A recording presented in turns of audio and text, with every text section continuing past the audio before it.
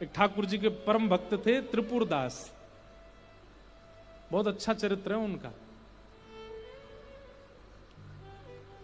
तो त्रिपुरदास जी जो थे, श्रीनाथ जी की गगदल बना के भेजते थे। गगदल जानते हैं? कंबल, सर्दियों में जो ठाकुर जी धारण करते हैं। किसी ने श्रीनाथ जी के दर्शन किए हो, शीतकाल में दर्शन करना, ठाकुर जी का मुखमंडल दिखाई देता, बाकी सब ऐसे पूरे ढके रहते हैं, उसको गगदल बोलते हैं। तो त्रिपुरदास जी जो थे ये बहुत बड़े मंत्री थे, इनके पास मंत्री पद पर थे तो खूब धन आता था। तो ये बढ़िया सोने की जड़ाऊ, चांदी की जड़ाऊ, बढ़िया गगदल भेजते थे ठाकुर जी को। किसी ने जाके बादशाह से शिकायत कर दी, बोले त्रिपुरदास जी आपके खजाने के सारे पैसा लगा के गगदल बना के श्रीनाथ जी को भेज देते हैं। तो बादशाह ने इनको अपनी मंत्री पद से हटा दिया, और जैसे ये मंत्री पद से हटे, कंगाली आ गई, गरीब हो गए। अब इनके पास इतना भी धन नहीं था कि गगदल खरीद के भेज सकें। तो एक लिखने वाली कलम थी इनके पास, वो कलम बेच दी जाकर के, तो उससे 1 रुपया मिला। 1 रुपया से इन्होंने जो वस्त्र खरीदा, बिल्कुल 3rd क्लास वस्त्र खरीदा, 1 रुपए का आया। मन में बड़े दुखी थे, बोले ठाकुर जी मैंने कभी ऐसा वस्त्र आपको भेजा नहीं, लेकिन क्या बताऊं, और कोई मेरे पास चारा नहीं। वो वस्त्र खरीद करके और उस पर प्रेम से हृदय से लगा के उस पर बढ़िया सुंदर कुछ रंग रोगन किया, जो जो उन पर उपस्थित था।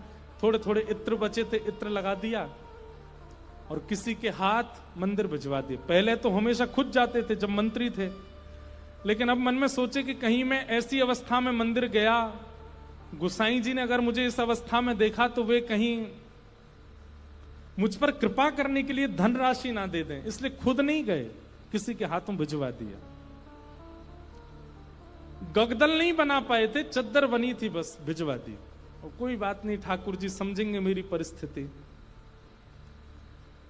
शीतकाल का समय आया, यहां पर वो चद्दर जैसे ही पहुंची तो भंडारियों ने सोचा ये तो बिल्कुल सामान्य स्थिति की है, ये ठाकुर जी की सेवा में क्यों जावे, ऐसे ही रख दो इसको कहीं किनारे, किनारे में कहीं रख दी।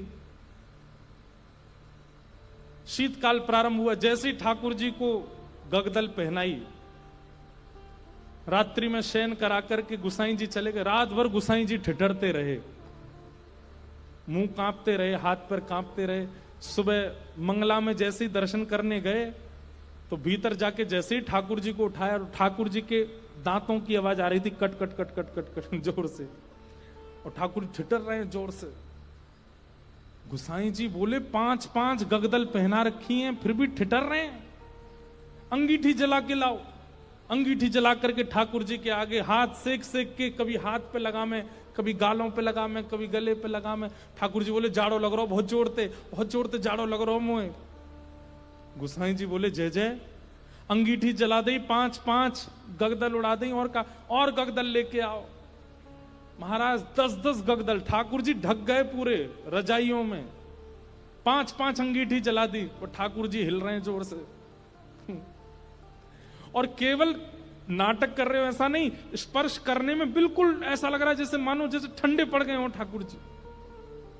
गुसाई जी तो इतनी चिंता में आ गए, क्या करें क्या करें क्या करें।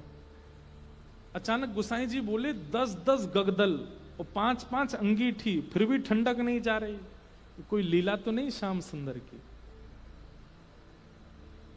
ओहो,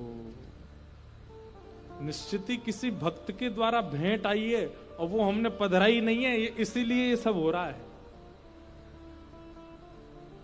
तुरंत गुसाई जी बोले किसी भक्त की भेंट आई थी क्या? क्या क्या भेंट आई बताओ।